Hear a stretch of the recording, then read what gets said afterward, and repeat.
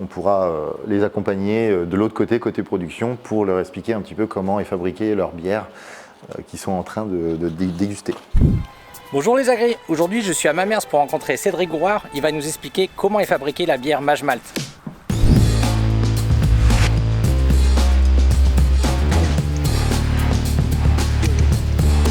Quand la céréale est cultivée, c'est une céréale crue. Quand elle passe chez le malteur, elle est travaillée, donc germée, séchée, ça devient du malt. Et ensuite, le brasseur, lui, va transformer le malt jusqu'au produit fini, la bière. Mais on n'est pas obligé d'utiliser que de l'orge, on peut aussi utiliser du blé, on peut utiliser d'autres sources d'amidon qui ne seront pas forcément des céréales. Ça peut être du riz, ça peut être du quinoa, ça peut être, on peut même imaginer faire de la bière avec de la pomme de terre par exemple. Donc, on essaye comme ça en fait d'intégrer dans nos produits des matières premières locales. On a une bière qui s'appelle la Doco, qui est une blanche, dans laquelle on intègre du blé cru qui est cultivé à Louvigny, qui est juste à côté, avec la ferme des champs de blé. Donc eux, ils sont à 15 bornes. Mais il nous faut toujours une quantité minimale de malt d'orge pour pouvoir faire la transformation de l'amidon en sucre. On utilise principalement un malt local qui est produit par la malterie Le Malt, qui est en Eure-et-Loire, donc ils sont à 77 km de la brasserie. Nous, en fait, on est rarement en contact avec les céréaliers parce qu'il y a des intermédiaires. C'est plutôt le malteur qui va aller sourcer auprès des céréaliers. Quand on le reçoit, malt blond, et on part de cette matière première pour arriver jusqu'à la bière. Nous, ce qui nous intéresse, c'est principalement la partie blanche, c'est-à-dire l'amidon. Avec la même céréale, on peut avoir différents malts. C'est aussi de l'orge à 2 rangs qui a été malté d'une autre façon. Donc celui-là, il a été, en plus de la germination et du séchage, torréfié. Et donc, avec les différents malts, on va pouvoir jouer sur la couleur de la bière, la texture, les arômes. Dans toutes les bières, il y a toujours une base de malt blond.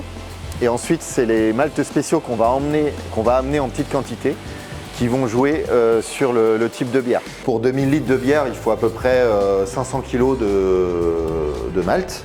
Le but de la première étape, ça va être de venir écraser grossièrement le malt.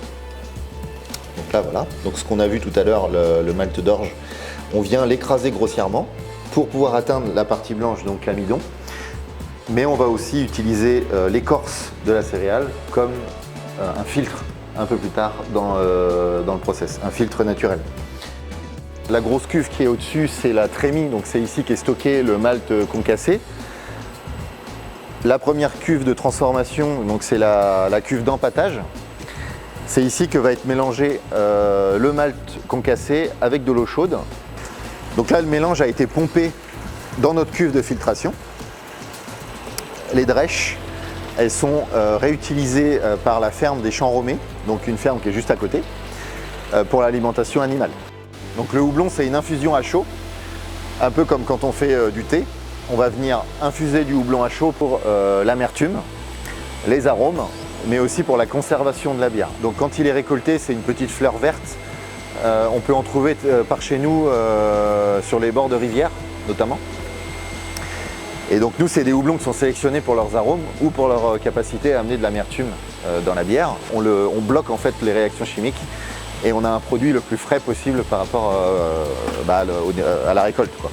Quand on le reçoit, il n'est pas congelé, mais à partir du moment où on ouvre le sac, il faut mieux le laisser au congélateur pour éviter l'oxydation rapide du houblon. On peut utiliser une variété pour l'amertume et une ou deux variétés pour l'aromatique en fonction des bières qu'on veut faire.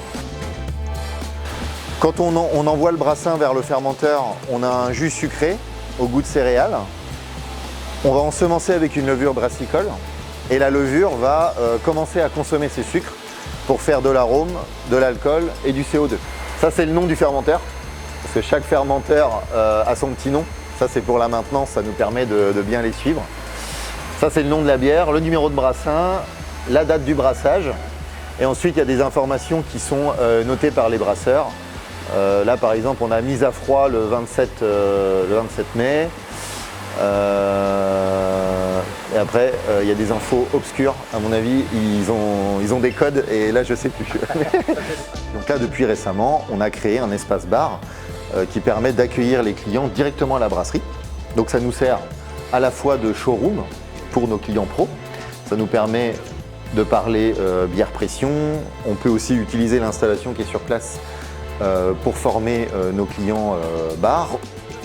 Nous, on source principalement nos ingrédients déjà origine France, le plus local possible.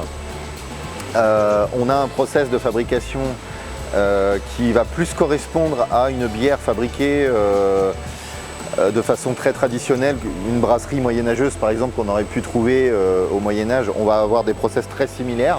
On ne va pas essayer par exemple comme un industriel d'aller extraire la moindre goutte de sucre du malt qui pourrait amener des faux goûts, etc. C'est très différent. Le but de la brasserie Majemalt, c'est de faire la meilleure bière possible au niveau éthique et goût, produit, aromatique. Tout ce qu'on peut faire, on le fait. Cette année, on va faire certainement 3000 hectos, c'est-à-dire 300 000 litres. Ça représente environ 400 000 bouteilles et, si je ne me trompe pas, 4000 ou 4500 fûts, quelque chose comme ça. Cette année, la brasserie devrait faire 1,2 million, je pense, quelque chose comme ça, de chiffre d'affaires, si tout se passe bien.